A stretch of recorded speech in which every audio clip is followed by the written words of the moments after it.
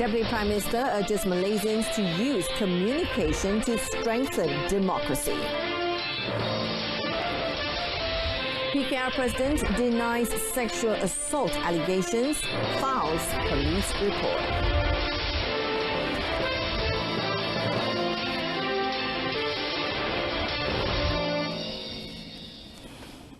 Good evening, welcome to News on 2. I'm Jessica Lee.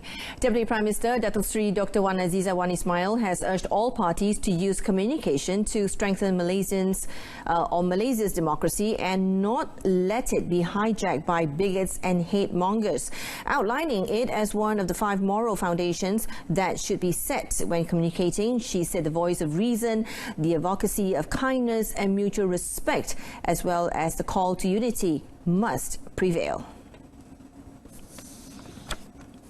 Do not let sectarian politics grow in our country. The Rakyat must speak out and define our identity and our democracy. Otherwise, the voice of hatred and animosity will gain more momentum and become like a runaway train that will one day hurt us all. She was delivering a keynote address at the workshops of the World Communicate 2019 in Putrajaya.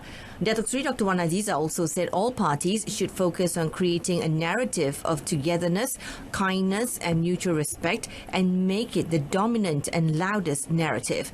She said another moral foundation when communicating was to be mindful of the nation's long-term interest in building a better future for Malaysia. She hoped the 5 foundations she had presented would be a starting point in laying down the moral foundation of communication. Ladies and gentlemen, Now, there is no statistic which proves that civil servants are disloyal towards the government. Minister in the Prime Minister's Department, Dato' Liew Wee Keong, also refuted allegations that there are public perception which says otherwise. Nevertheless, he admitted that as of June this year, a couple of actions were taken on some civil servants, but it was due to other offences such as corruption, sexual harassment, absenteeism and cases of misconduct. He added such cases could give a negative perception on the reputation of civil servants besides creating bad impression on the government. He was replying to Baluran MP Ronald Kendi during the minister's question time. Opcom Holdings Berhad is not a licensee under the Communications and Multimedia Act 1998. As such, Communications and Multimedia Minister Gobind Singh Dio said the allegation that Opcom Holdings Berhad is the successful contractor in the bid for the National Fiberization and Connectivity Plan or NFCP through Malaysian Communications and Multimedia Commission or MCMC is false and baseless. Thus, the minister said the company could not be appointed by MCMC for any initiative funded through the Universal Service Provision or USP Fund.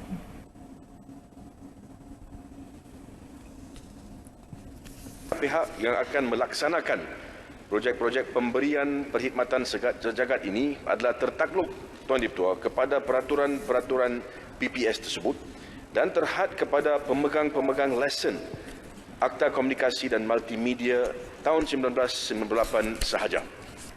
Peraturan-peraturan PPS memperuntukkan kaedah penggunaan kumpulan wang pemberian perkhidmatan sejagat iaitu melalui pelawaan terbuka kepada pemegang-pemegang lesen Akta Komunikasi dan Multimedia tahun 1998 untuk mengambil bahagian dalam inisiatif pemberian perkhidmatan sejagat. All the license holders would be invited to submit proposals for their appointment as implementers of the initiative based on the criteria and specifications set by MCMC. MCMC will decide which company will implement the USP initiative after evaluating all the proposals. This process is similar to the open tender process and is a clear and transparent process. The minister was responding to a question by Aitam MP Datuk Seri Wee Ka Siong. The Kuala Lumpur Magistrates Court today fixed 3rd of January to decide on whether Ahmad Saiful Islam, the son of Defence Minister Muhammad Sabu, to enter his defence. Ahmad Saiful is charged with consumption of dangerous drugs. Muhammad Aiza Abdul Rahim set the date after being informed by the prosecution through Deputy Public Prosecutor Nur Fatin Muhammad Farid that the defence had just presented their case to the prosecution yesterday. Defence counsel Nasar Khan, however, said documents pertaining to the case were submitted to the prosecution on the 27th of November. The court then fixed 18th of December for rebuttal by the prosecution and 3rd of January to decide whether the case would go on trial.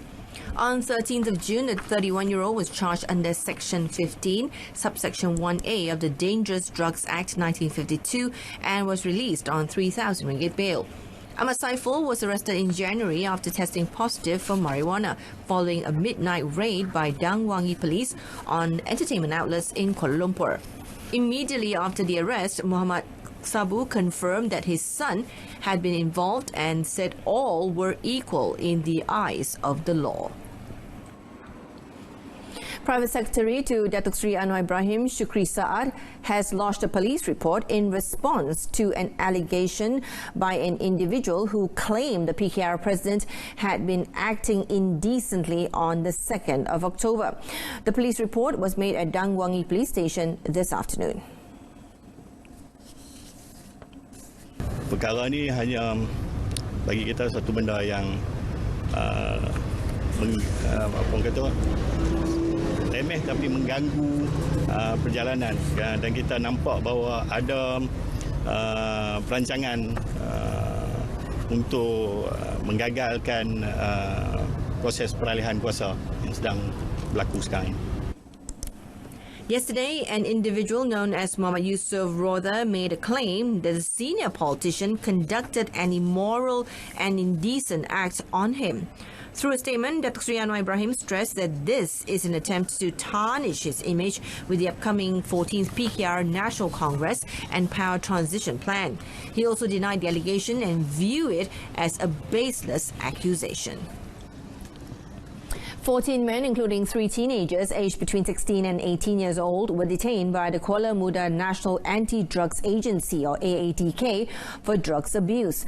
All detainees were arrested in several locations in Sungai Petani, Kedah, in an operation that ended at about 9 p.m. last night. The operation was carried out in residential areas including Kampung Padang Cicar, Kampung Padang Buloh, Taman Sri Wang, Kampung Baru Bakar Arang, Kampung Pengkalan Bukit Kecil, Zon Kenanga Ambangan Heights, Kampung Baru Sungai Lalang and Kampung Batu Hampar Merbok. Kuala Muda AADK Chief Officer Irdawati Abdul Hamid said a 16-year-old teenager was detained in Taman Sri Wang, while the other 2 teenagers, aged 16 and 18, were detained in Zon Kenanga Ambangan Heights. The teenagers were high on drugs when they were detained in a room. The other 11 individuals, meanwhile, were detained in other separate locations. Drugs test on the detainees found 5 of them positive for methamphetamine, 3 positive for morphine, and 6 positive for both drugs. All detainees are investigated under Section 3, Subsection 1 of the Drug Dependence Treatment and Rehabilitation 1983. Malaysian Armed Forces, or ATM, denies the allegation that security at the Malaysia-Thailand border has been loose following flood incidents since last Friday. Division 2 Commander Major General Dato' Marzuki Muhammad said ATM personnel are still assigned at the national borders to safeguard the nation despite the areas experiencing flood-related issues. Mungkin dikatakan longgar sebab tak nampak kami berada di situ. Walaupun pos banjir, walaupun kami keluar daripada pos tu, tapi sehingga kini kami tidak keluar daripada mana tempat penempatan yang kami berada dan kami masih melaksanakan tugas-tugas di mana hari biasa. Cuma kita berpandukan kepada masa dan ketika. When asked about the need to add more personnel during the flood season, Major General Dato' Marzuki said there is no need to add more as the situation is still under control. Earlier, the Division 2 Commander accompanied Defence Minister Muhammad Sabu, who was visiting a relief centre in Sekolah Menengah Kebangsaan Agama, or SMKA Lati, in Pasir Mas, Kelantan. Coming up next, governments still looking at e-wallet service implementation.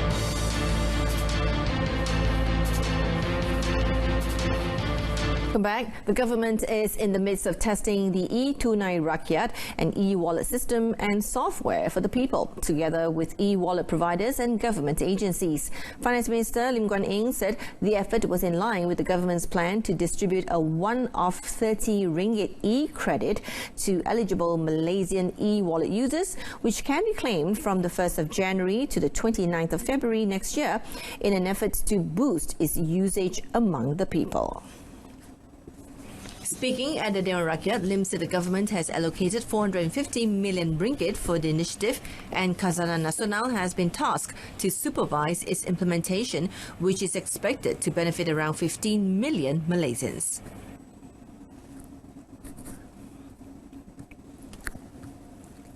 Sekiranya peruntukan yang telah pun diperuntukkan sebanyak 450 juta ringgit dituntut sepenuhnya dan berjaya merangsangkan perbelanjaan, Kementerian Kewangan akan mempertimbangkan peruntukan tambahan. Sambutan baik juga akan membolehkan inisiatif ini diulangkan dengan mensasarkan lebih ramai pengguna, pedagang dan perkhidmat e-wallet. The e-Tunai Rakyat is the federal government's initiative to encourage the public, small businesses and retail stores to accept and use digital payments.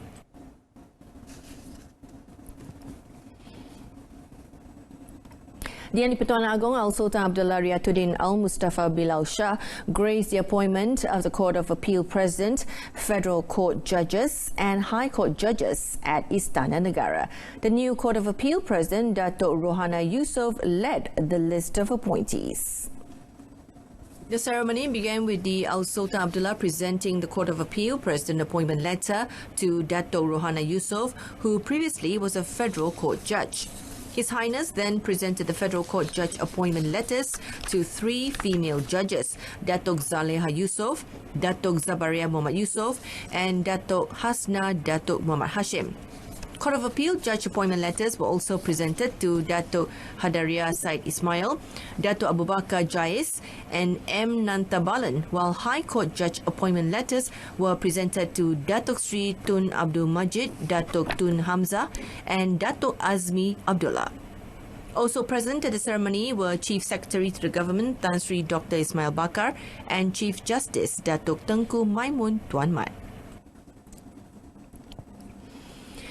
Popular 1980s singer Datuk Nasir Wahab, best known for his song Memori Cinta Luka, died at the University Malaya Specialist Centre or UMSC in Kuala Lumpur early today. The Artists Association of Malaysia or Seniman Secretary General Hafiz Nafia in a statement said Datuk Nasir, 57, whose real name is Muhammad Nasir Abdul Wahab, breathed his last at 12:45 a.m. Datuk Nasir Wahab was later laid to rest at the Batu Belah Muslim Cemetery in Klang, Selangor at about 11:35 a.m. On the 1st of June, Datuk Nasir, best known for his song Sekali Aku Jatuh Cinta, underwent surgery to remove a tumour on his left jaw. Earlier, his remains were brought to the Sirajuddin Al-Anwar Mosque in Kampung Batu Belah for funeral prayers before the burial.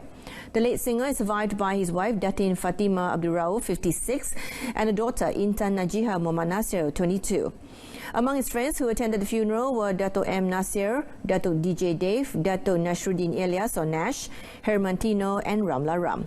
Fatima, when met by reporters after the funeral, said her husband was admitted to the UMSC for blood transfusion following the singer's illness.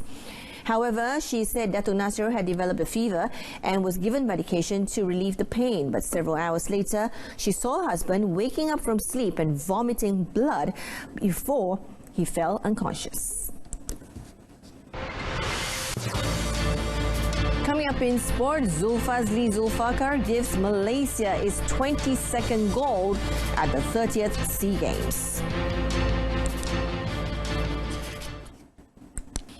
Zulfazli Zulfakar earned Malaysia its 22nd gold at the 30th SEA Games after beating Indonesia's Hanifa Kusuma in the Putra D Silat class event final. Now, it wasn't easy for Zulfazli as he had to work hard to resist Hanifa's attacks as the Indonesian dominated the first 2 rounds of the fight. However, a Caesar kick from Zulfazli in the last 10 seconds of the fight in round 3 proved to be the deciding factor as the Malaysian made it 3-2 to take the gold. Malaysia remains third in the overall medal tally standings with 22 gold, while host Philippines remained at the top with 56 gold, followed by Vietnam 28 goals. And that concludes this evening's edition of News on 2. In our top story, Deputy Prime Minister urges Malaysians to use communication to strengthen democracy. We'll be back at 12:30 tomorrow afternoon with more updates. Till then, I'm Jessica Lee. Good night.